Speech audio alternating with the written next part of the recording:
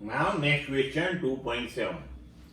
Read each statement below carefully and state with reasons and examples if it is true or false.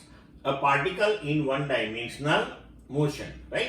तो हमें particle की motion one dimensional लेनी है और जो स्टेटमेंट्स दिए हैं वो सही है या गलत है वो हमें बताना है, राइट? और वो भी रीजन और एग्जाम्पल के साथ दिए हैं, राइट?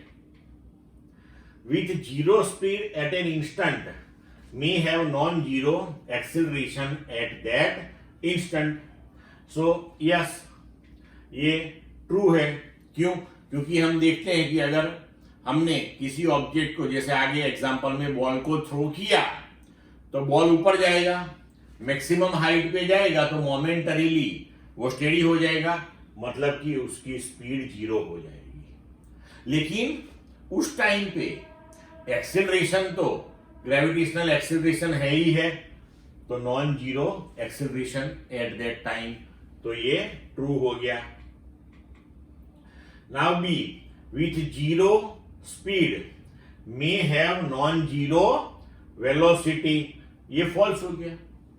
क्योंकि वेलोसिटी का जो मैग्नीट्यूड है उसी को तो हम स्पीड बोलते हैं. अगर स्पीड जीरो है तो फिर वेलोसिटी कैसे नॉन जीरो हो सकती है? उसी का तो मैग्नीट्यूड है ये, मतलब कि ये स्टेटमेंट फॉल्स है. C, with constant speed must have zero acceleration, yes, right, true.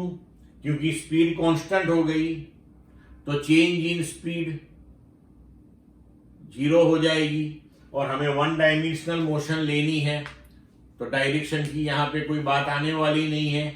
अगर डायरेक्शन चेंज होती है तो वेलोसिटी चेंज होती है, ऐसा हम बोल सकते हैं, लेकिन वो सब वेक्टर वाले चैप्टर में हम पढ़ेंगे.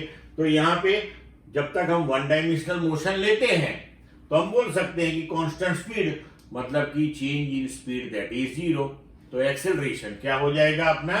जीरो हो जाएगा. तो ट्रू है स्टेटमेंट.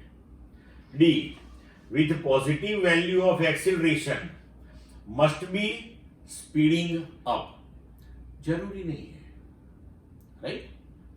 अब देखो, पॉजिटिव वैल्यू ऑफ एक्सेलरेशन, मानो कि नेगेटिव डायरेक्शन हम कंसीडर कर ले, ठीक है?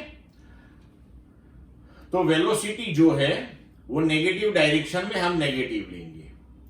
इनिशियल वेलोसिटी मानो कि ज्यादा है और फिर उसकी वेलोसिटी धीरे धीरे धीरे धीरे डिक्रीज हो रही है.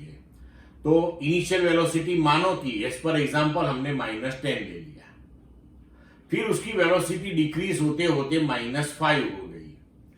तो अब हम फाइनल माइनस इनिशियल करेंगे तो -5 माइनस -10 तो वो प्लस हो गया. तो -5 + 10 तो उसका आंसर आएगा +5.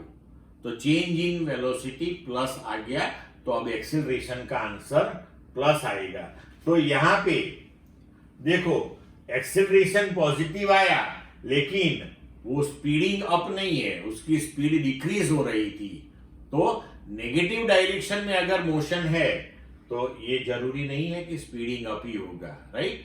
स्पीड डिक्रीज होगी तब भी एक्सीलरेशन पॉजिटिव मिलेगा, मतलब कि ये फॉल्स है.